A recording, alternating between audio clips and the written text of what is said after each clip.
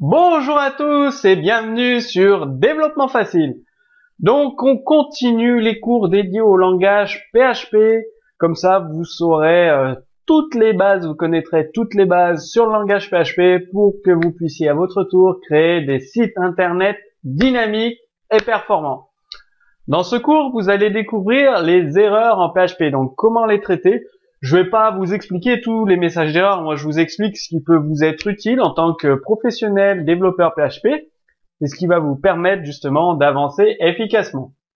Donc, il y a différents messages d'erreur affichés par PHP en fonction de leur niveau de gravité. Donc, erreur avec le code 1, c'est une erreur fatale d'exécution, typiquement le message fatal erreur. Ça stoppe votre script PHP et ça affiche fatal erreur, blablabla. C'est l'erreur que je ne conseille pas, que vous ne devez pas avoir. Par exemple, quand vous appelez une fonction qui n'existe pas, le fichier mentionné dans l'instruction require qui n'existe pas, des erreurs bêtes, hein, ça arrive à tout le monde. Moi, le premier, ça m'est déjà arrivé. Ça vous arrivera aussi sûrement. 2, vous avez les warnings, donc alerte d'exécution, warning.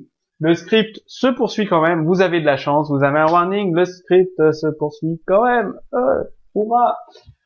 Par exemple, ça peut être une tentative d'ouvrir un fichier qui n'existe pas avec fopen, l'ouverture, la connexion à une base de données MySQL qui échoue. Ensuite, parse erreur. Alors là, cette erreur, vous allez la voir souvent, parse erreur. C'est tout simplement le script qui ne s'exécute pas du tout. C'est l'oubli d'un point virgule, une parenthèse fermante. Enfin, c'est une erreur de syntaxe dans le code PHP. Parse erreur, donc bon, ça arrive à tout le monde. Moi, ça m'arrive encore. Quand vous la voyez, bah, vous la corrigez tout simplement. Core error, c'est une erreur fatale lors de l'initialisation de PHP. Vous la verrez très rarement. Je l'ai encore jamais vue.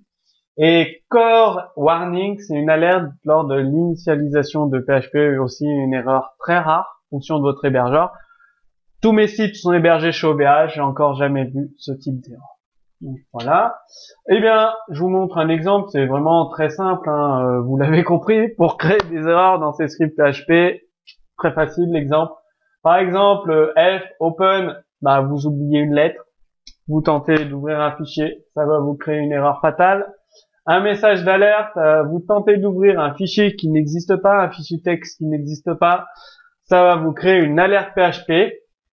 Voilà, donc encore une erreur d'écriture, là il manque le point virgule comme vous pouvez voir sur votre écran, donc le script PHP ne va pas s'exécuter. Donc comme ça au moins vous saurez les différents types messages d'erreur qui peuvent arriver. Faites attention. Comme d'habitude, vous trouverez un exemple de code source en téléchargement sous ce cours vidéo. Si vous avez des questions, besoin d'informations supplémentaires, posez vos questions dans la zone commentaire, elle est là pour ça. Je vous dis à très bientôt pour le prochain cours sur Développement Facile.